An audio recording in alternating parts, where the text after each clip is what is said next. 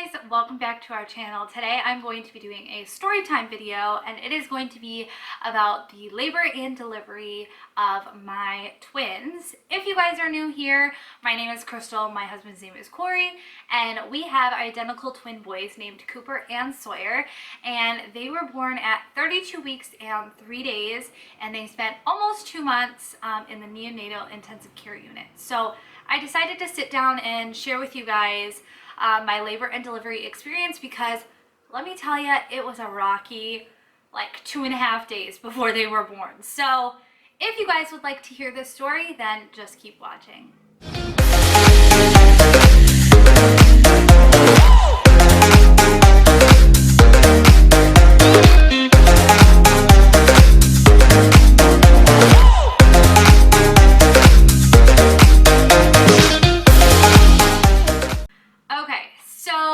August 6th, 2017, we had spent the evening at my in-laws' house. We played games, we talked, we laughed, and I felt pretty good. I was having some like back pain, but for the most part, I felt okay. In the morning that day, I was kind of having Braxton Hicks contractions, and it was normal because I had been feeling them a lot, and when you have a twin pregnancy, you feel things a lot earlier than you do with a singleton pregnancy. So I've been having contractions, Braxton Hicks contractions, pretty much on and off all day, or so I thought. So we went home, and I remember sleeping on the couch because I could not find a comfortable spot to sit or lay in our bed. So I spent the night on the couch, and my husband had to work early the next morning, and we only have one car, so of course I had to take him to work because then I had to work later that day. So August 7th, 2017 was our dog Mufasa's birthday, and I took Cory to work early that morning, and when I got home, I had felt so bad. I could barely walk because I had sharp pains in my lower stomach and my back, and I just was like, I can't go to work today. So I remember laying in bed, I called work, I said, hey, I can't come in today, I think I'm in labor. And they're like, okay, just keep us updated. So I ended up calling the women's center of the hospital that I was set to deliver at, and I said, here's what's going on. I am having contractions. They don't feel like Braxton Hicks contractions. They're not going away when I drink water. What do I do? Do I come in? Because I'm low-key freaking out. So they told me, absolutely, come on in. We'll triage you. We'll get you situated. We'll try to figure out what's going on.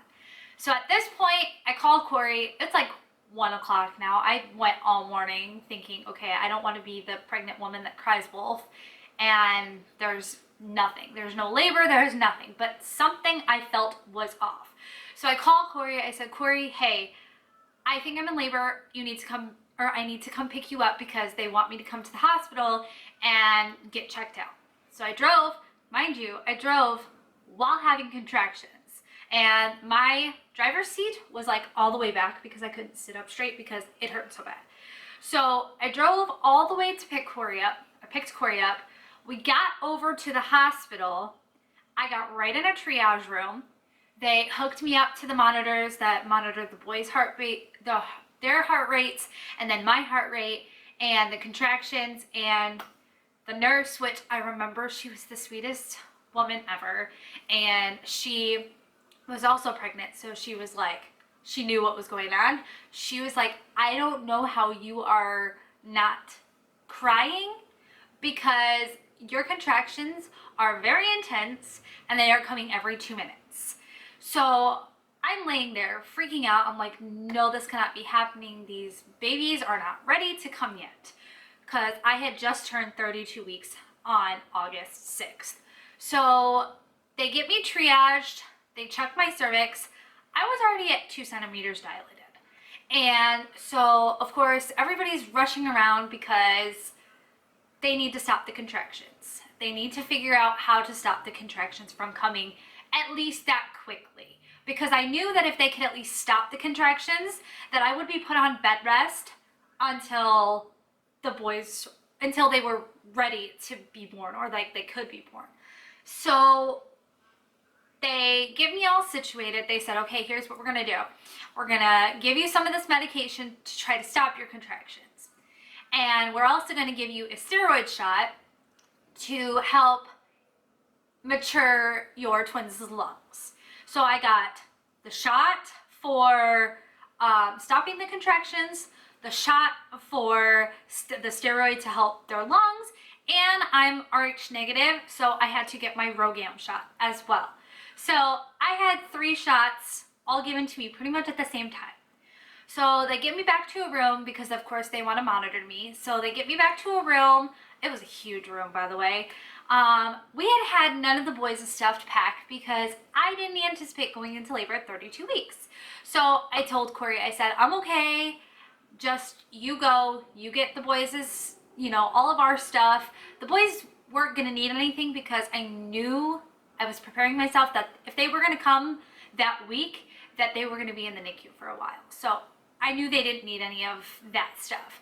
So I said, please just get all this stuff. So our apartment at the time was about 10, 15 minutes away from the hospital, which was nice. So he went and got all of our stuff from the apartment. We made arrangements for my in-laws to keep the dog because, again, we were not planning for any of this. So we got all that situated. Cory comes back to the hospital.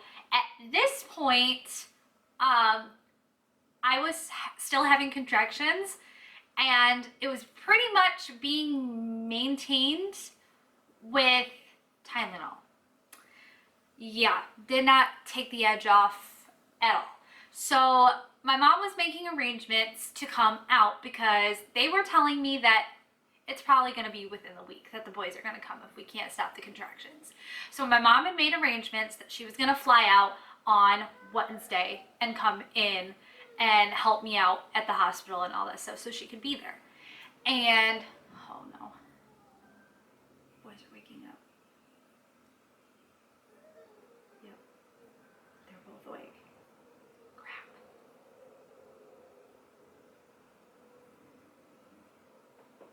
Okay, let's see if I can do this. So my mom had made arrangements to come out on Wednesday and help me out and all that stuff. So Tuesday night, I literally was contracting still. They were still trying to give me the medicine. I remember not sleeping a bit. I watched I Love Lucy reruns and Golden Girls reruns because that was the only thing that was on at all hours of the night when I was having these contractions. So fast forward to Tuesday, August 8th, and I pretty much contracted all day. And I'm like, guys, this is not working. Whatever you're doing is not working.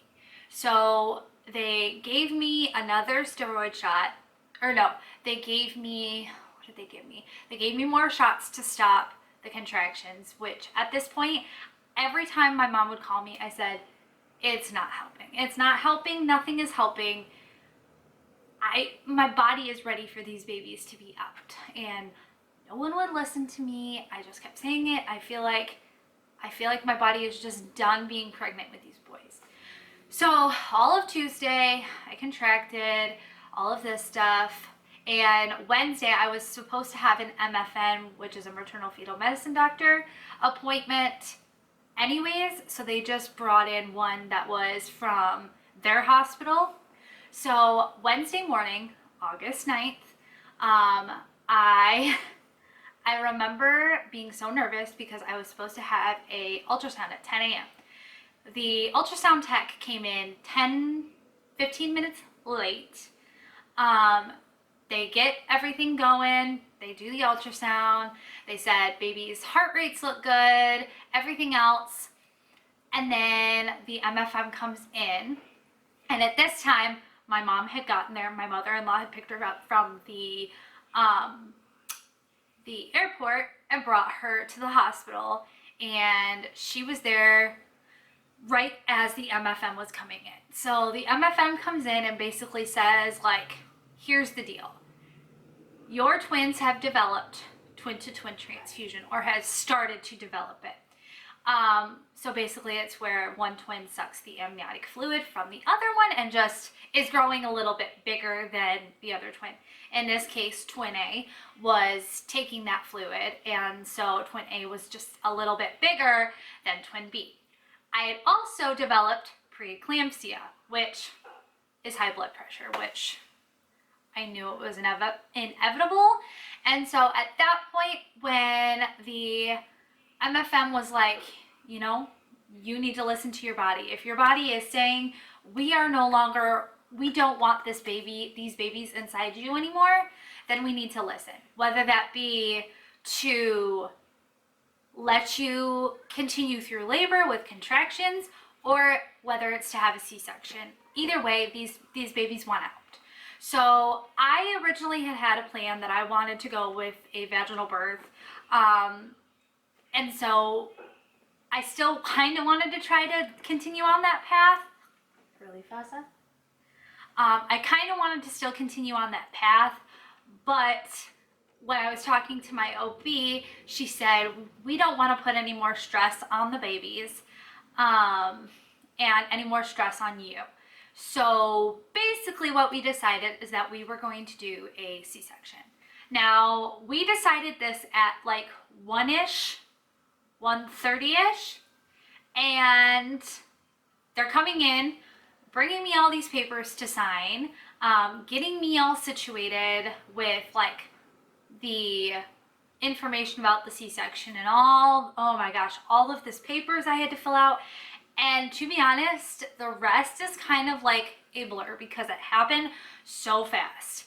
My OB came in, she said, okay, we're gonna take you back to get you prepped for your C-section.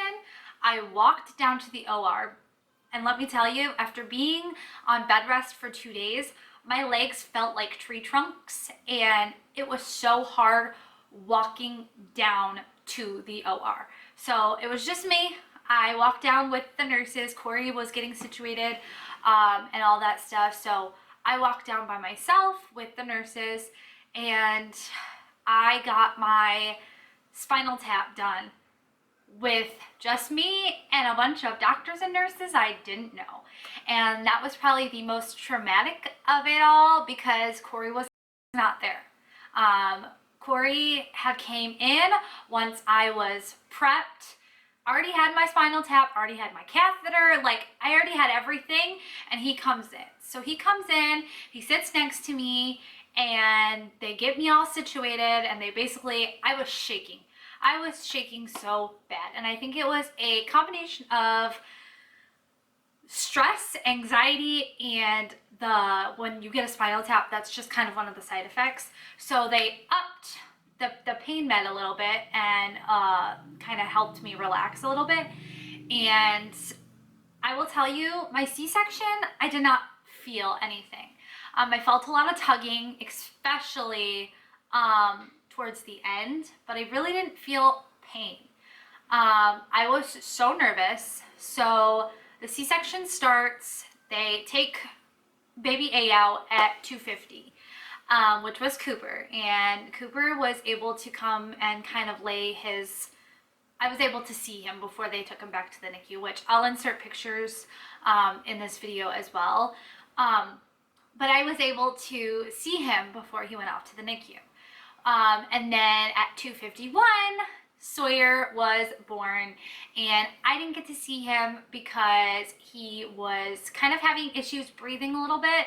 So they immediately took him and put him in the incubator, kind of got him all situated, and then they were getting ready to wheel them back to the NICU. So I told Cory, I said, you stay with them. I'm okay, everything's fine, you just stay with them.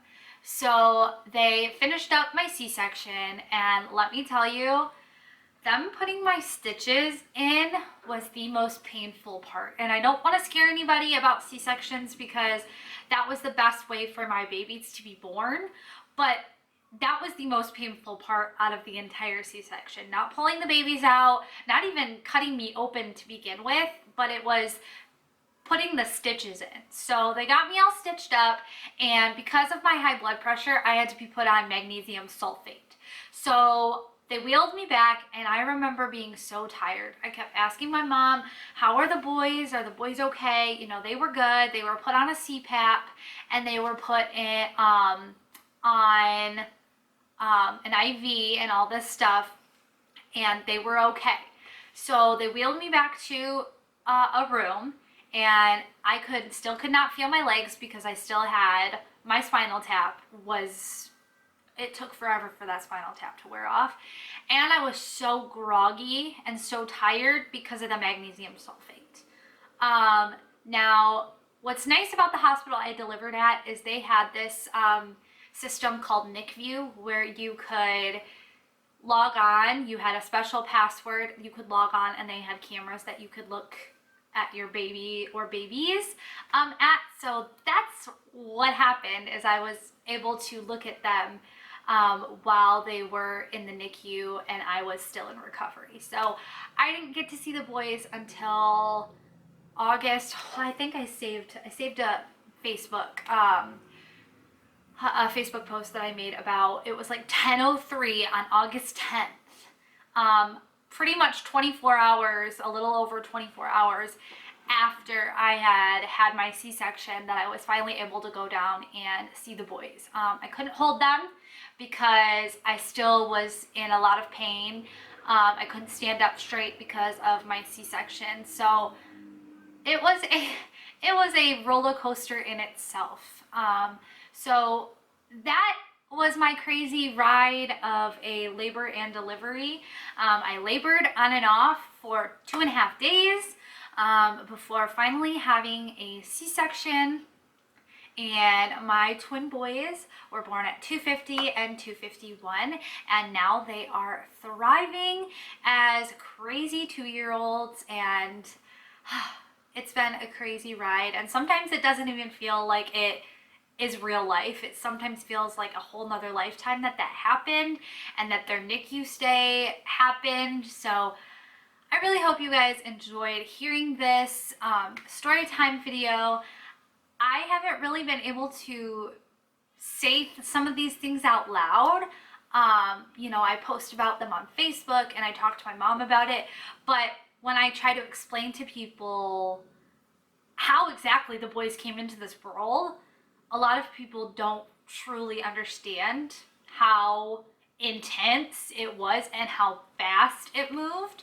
So I hope this video was a little bit more insight of how a twin delivery is different and can be different than a singleton delivery, as well as my labor experience for 2.5 days. So I hope you guys enjoyed this video. If you did, please give it a big thumbs up. And if you would like to see more storytime videos, please leave your requests down below.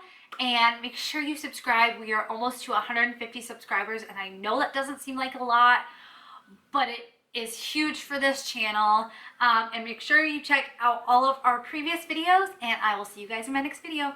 Bye guys.